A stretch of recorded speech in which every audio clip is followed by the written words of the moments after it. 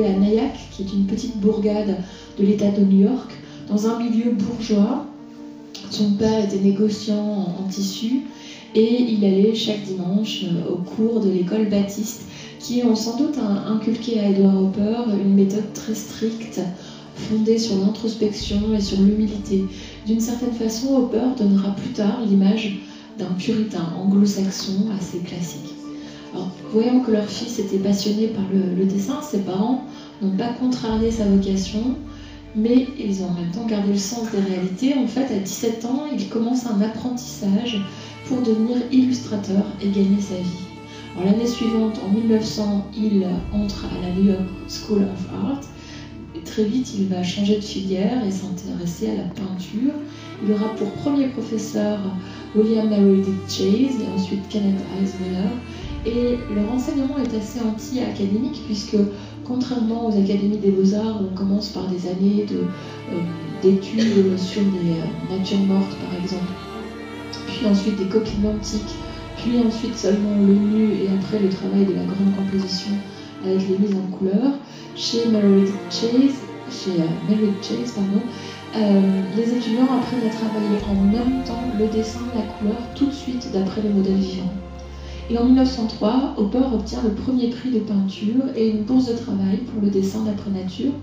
Et on peut voir dans cet autoportrait que Hopper a déjà atteint une vraie maîtrise de son métier. Pourtant, il n'a que 22 ans. Il s'est nourri des références à l'art européen. Vous constatez ici l'utilisation par exemple des noirs profonds, éclairés par le blanc brutal du col de sa chemise, qui rappelle bien sûr la peinture espagnole, ou bien celle de Manet qu'il a appris à connaître grâce à un nouveau professeur qui est Robert Henry.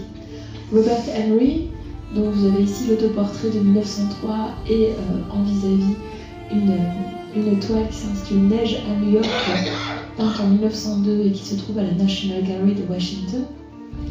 Les élèves de Robert Henry ont tous témoigné du charisme exceptionnel qu'avait ce peintre, qui a donc enseigné et formé toute une génération d'artistes à la New York School of Art.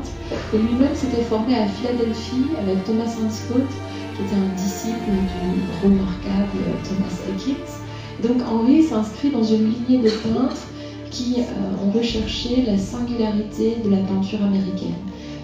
Henry disait qu'il fallait s'inspirer de l'Europe. Il avait d'ailleurs vécu à Paris, il connaissait très bien la peinture française.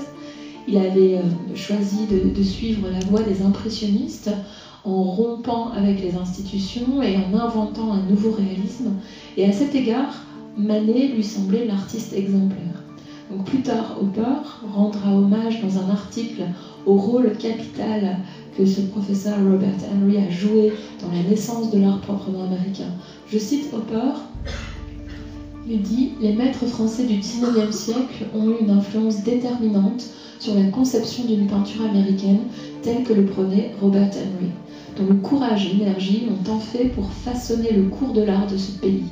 Personne dans l'art américain récent n'a autant contribué à libérer les forces capables de faire de l'art de ce pays une expression vivante de son caractère et de son peuple. » Pour Hopper, Henry est vraiment le point de ralliement, le leader de groupes d'artistes libéraux qui, bien avant l'importante exposition de l'Arboré-Chaud en 1913, vont mener une bataille opiniâtre contre la corruption d'un art officiel qui était réactionnaire, et ils vont rechercher un art qui soit authentique à chaque nation.